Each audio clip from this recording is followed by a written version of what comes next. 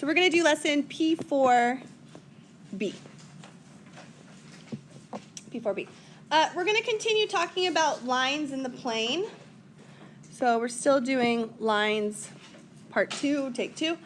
We're going to focus on 2 different things today. So we're going to focus on parallel and perpendicular lines, and then we're going to take all those equations of lines that we learned yesterday and apply them to real life, aka word problems. Yay! Everybody's favorite. So here we go. So let's do parallel and perpendicular lines. Hopefully you know the symbols for parallel and perpendicular. Perpendicular is way too long of a word to write out. I would never do it. You write that symbol and you know what it is. All right, 2 non-vertical lines are parallel if and only if their slopes are what? The same. Perfect. Okay, so we can write that.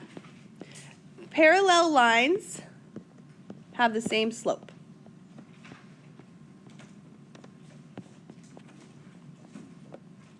Parallel lines have the same slope. Now, that's pretty easy to remember. Most people remember that. What about perpendicular lines? Remember that one? Opposite and reciprocal. Okay, that's the one a lot of people forget. So 2 non-vertical lines are perpendicular if and only if their slopes are opposite reciprocal. So I'm going to do the symbol for perpendicular. Perpendicular lines have the opposite. So if one's positive, the other one's negative. If one's negative, the other one's positive. Opposite reciprocal. Reciprocal slope. So 2 parts. All right, and maybe you remembered that. You have learned that before. You may have forgotten it, but you have done it before. So we're going to do 2 problems. Number 1. And we're going to find an equation.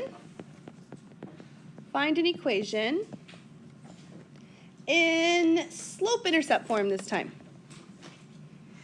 In slope-intercept. Now, like I said, on your next test or quiz or whatever, if I ask you for a certain form of a line, you have to put it in that form, or else you're going to get marked off. All right, find the equation in slope-intercept form. For the line that goes through the point 1, -2, and is parallel to the line 3x minus 2y is equal to 1. Okay, so I have this line 3x minus 2y equals 1. It's in general form, and I want to find a different line next to it, somewhere around it probably, that has the same slope and goes through that point instead. Okay. All right, so if we're going to find the equation of a line, we really just need the point and slope. You need a y-intercept or point, doesn't matter. So we have a point, that's great, we're halfway there. Now we need the slope. Well, let's go over to the line that's been given to us, and let's find the slope of that line, and that'll be the same slope as our line. So how are we going to find the slope of this? Let's solve for y. Perfect. So subtract 3x to the other side.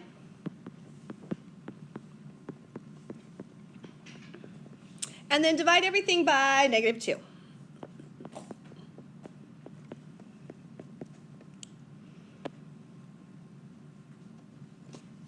So what we get is y equals positive 3/2 x minus 1/2. Okay, I don't need all of that. I just need a little part of it, right? I need m, the slope. So now I have a point and I have a slope. And they've asked for slope-intercept form, but you know what? That's not what my information is that I have. I'm not going to go straight there. I'm going to use point-slope form first. So I'm telling you, we're going to use that one a lot. Y plus 2 equals 3/2 x minus 1. And if you left it like that, I'd give you some points on a test or quiz, but I'd also mark you off for not putting it in slope-intercept form. So now we got to distribute, because we want it in y equals mx plus b form, 3/2 x minus 3/2. And then finally subtract 2 to the other side. Subtracting 2 is the same thing as subtracting 4 over 2, right?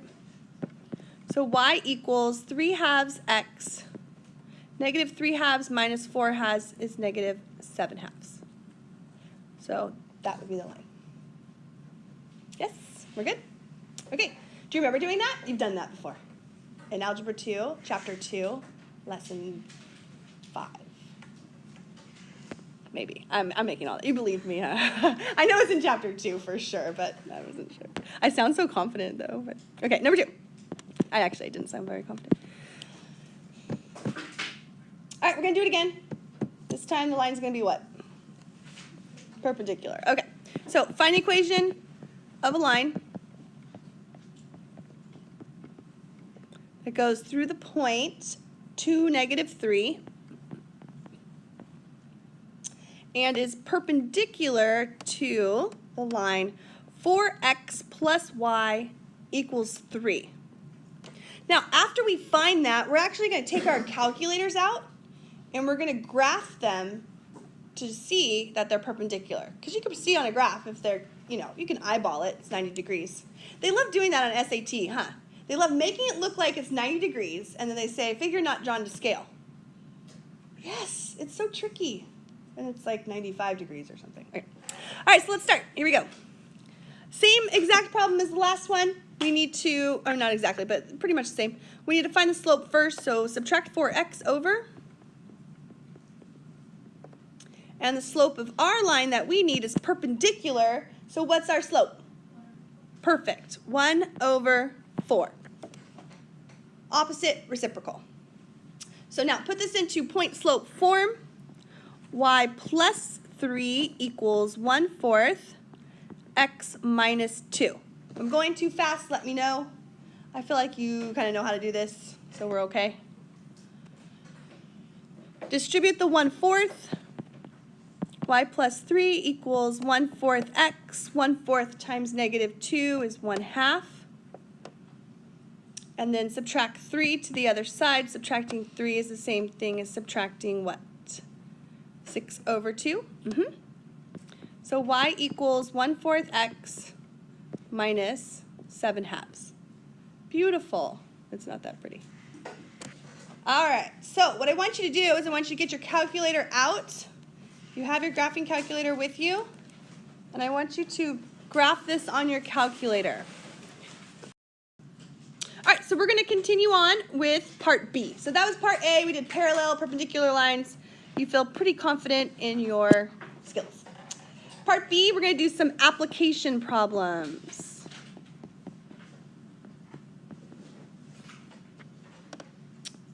See, they brought about application problems because so many kids ask, when are we ever going to use this in real life? So they're like, oh, here it is. You've asked. Now here's some word problems to do. So it's your fault. It's your fault we have word problems. All right, number 3. Okay, it says that this entrepreneur guy built this, he bought this apartment building called the Camelot Apartments. He purchased a building for $50,000. That's pretty cheap. All right, so an apartment building cost $50,000. Now, sometimes real estate can be a good investment, sometimes it's not. In this case, it was actually a bad investment. And the value of the apartments, they depreciated. Depreciate means that they declined, they lost value, they depreciated by $2,000 per year. Just a flat rate, not a percentage. This isn't an exponential decay problem. This is just linear, okay? $2,000 per year. Poor guy, he's losing some money. All right, over a 25-year period, okay? Maybe it went up after that, but for the first 25 years, it depreciated by $2,000 a year. And we're going to do a couple of things. First of all, we are going to write an equation that describes this situation. You can use any form you want if they don't tell you a form, okay? This one's actually nice because you know already the slope and you know the y-intercept. They're both there. Yeah.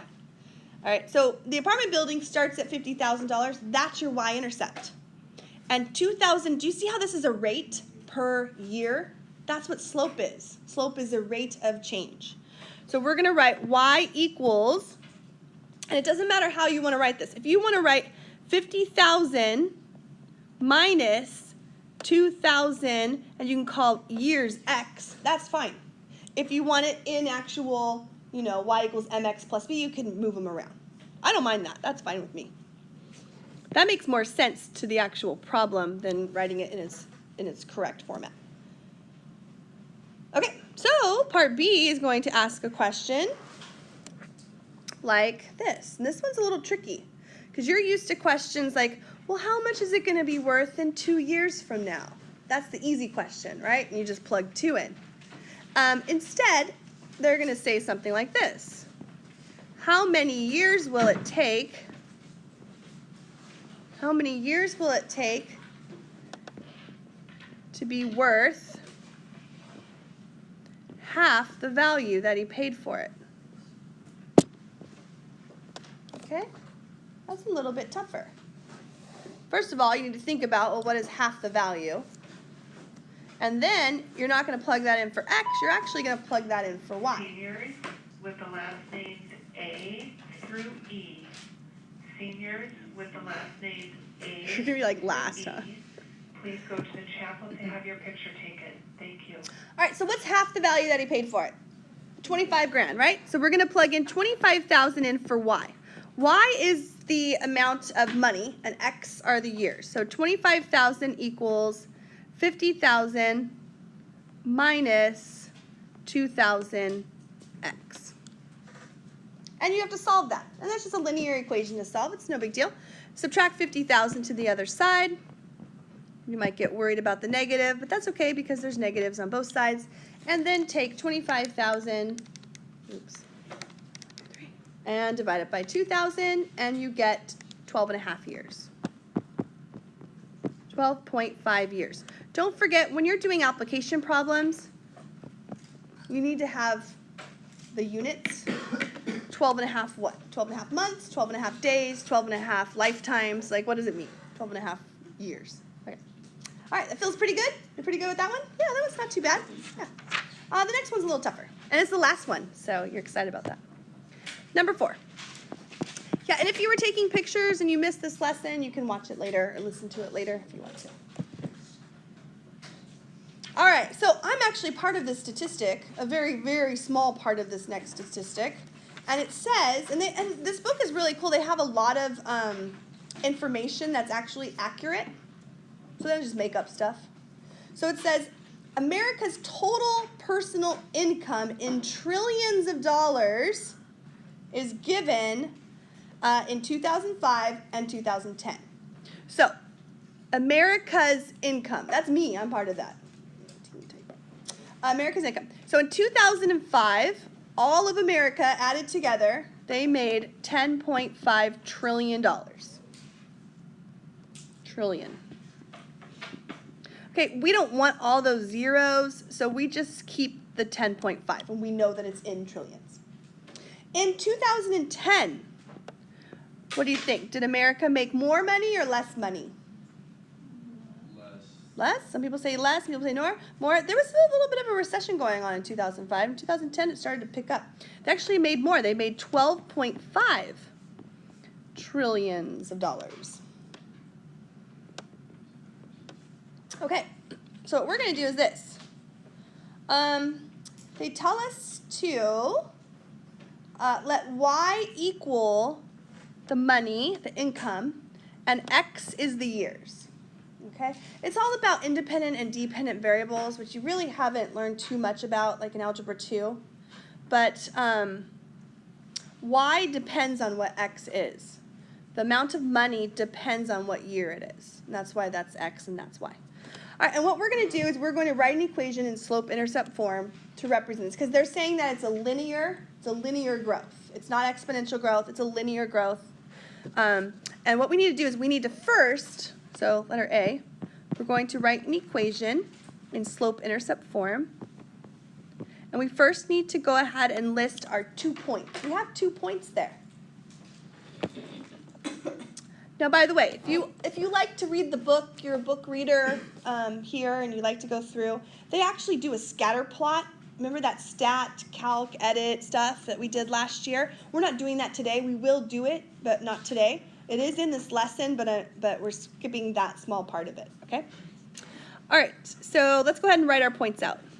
So I have 2005 was, what was it, 10.5? And then 2010 was 12.4. And now what you've done is you've created a problem that you did last night, right? Given 2 points, find the equation of the line.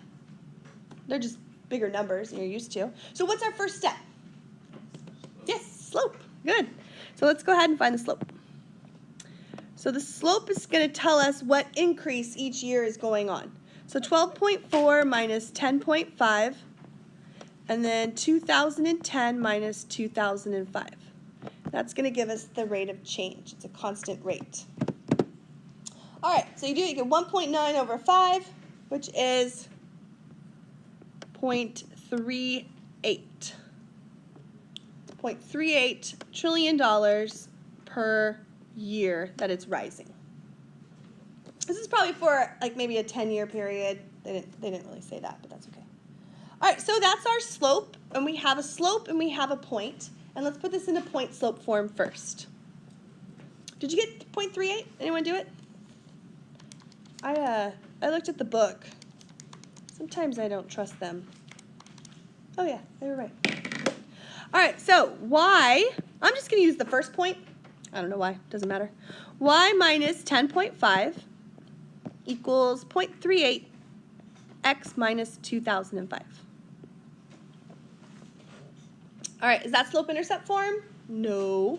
Distribute the 0.38 times 2005. These are actually nicer numbers than I thought they were going to be. So if you distribute, you get 0.38x, and you get minus 761.9. Is that what you guys got? Are you following along? Yeah. Okay, good. Sometimes I make mistakes, and I need to know before I do the whole problem and it's wrong. I hate doing that. I do that all the time. All right, I left an x out, didn't I? 0.38x, add the 10.5 over, and you get minus 751.4. All right, so that's part A, and part B is just going to be a follow-up question, and it's going to say something like, let's predict America's income in 2017, okay? Predict the entire population's income in 2017. Now, I know I've made more money over the years. I have, yeah. The longer you work here, the more you get paid. The more degrees you have, the more you get paid. I got my master's degree last year, and I got a little bump in my salary. That's why I did it. Okay. Not for, I mean, I did it because of the knowledge of the mathematics. No, it was the money. I needed more. Okay. So we're going to take 2017, and we're going to plug it in for x. So let's go 0.38 times 2017 minus 751.4, and it's 1506. So all of America made $15.06. No, that can't be right. Trillions, thank you. That's a very important word. There's a big difference between $15.06 and 15.06 trillions of dollars, right? What if you had an S on there or not? Is it just 15.06 trillion? All right, I'm just going to fix that. Done. Okay, and that's it. So you have some word problems to do. Check out the odd answers in the back of the book. Make sure